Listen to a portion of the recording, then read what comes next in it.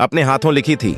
निशु देशवाल ने अपना अंत निशु देशवाल की मौत के 5 दिन बाद भी नहीं आया। पत्नी को होस्कल टोचन किंग का गंगा में हो गया। समागम निशु के पिता का दुख से है। बुरा हाल पहले ही जानता था।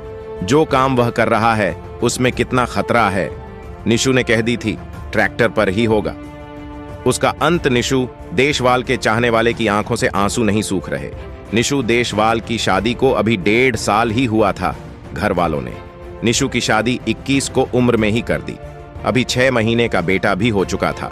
निशु अपनी जिम्मेदारी को भी बखूबी समझता था। निशु देशवाल ने अपने एक ब्लॉग में कहा भी था कि अब उसे ट्रैक्टर से स्टंट करते वक्त डर लगने लगा है। निशु ने कहा कि पहले वह स्टंट में अपना 200% देता था, लेकिन अब 100 भी नहीं दे पाता। निशु का कहना था कि अब उसे पर एक परिवार की जिम्मेदारी है। निशु देशवाल ने यह भी कहा कि उसे ट्रैक्टर से बहुत प्यार है। अगर कभी उसकी मौत आए तो ट्रैक्टर पर ही आए, तो उसे वह मौत भी हंसते हंसते कबूल होगी। लेकिन निशु की मौत से उसके परिवार टूट गया है। निशु को पत्नी को कल से होश भी नहीं आया है। बेटे को आंखों में पिता के लिए इंतजार अब भी दिख रहा है, लेकिन उसे मासूम को कौन समझाए कि अब उसके पापा लौट कर नहीं आने वाले। जिस ट्रैक्टर पर निशु देशवाल को खुद से भी ज्यादा भरोसा था, वही निशु के लिए मौत का कारण बना। घर बड़े भाई से कहकर निकला था कि आज कुछ बड़ा धमाल करने वाला हूं, लेकिन किसी को शंका नहीं थी कि आज निशु का आखिरी दिन है।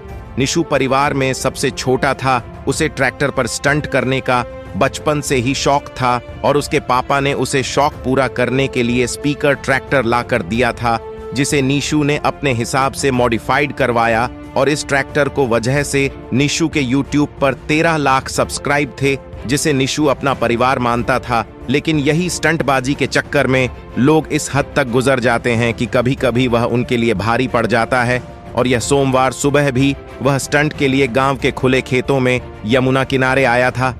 यहां उसने ट्रैक्टर से कई स्टंट किए, यहां तक कि वह कई वीडियो बना चुका था। लेकिन आखिर में संदिग्ध परिस्थितियों में उसका बैलेंस बिगड़ गया और ट्रैक्टर उसके ऊपर गिर गया, जिससे उसकी मौत हो गई। वीडियो को ज्यादा से ज्यादा शेयर करें ताकि और भी इससे भी एक सबक ले सके। जब तक के लिए नमस्कार।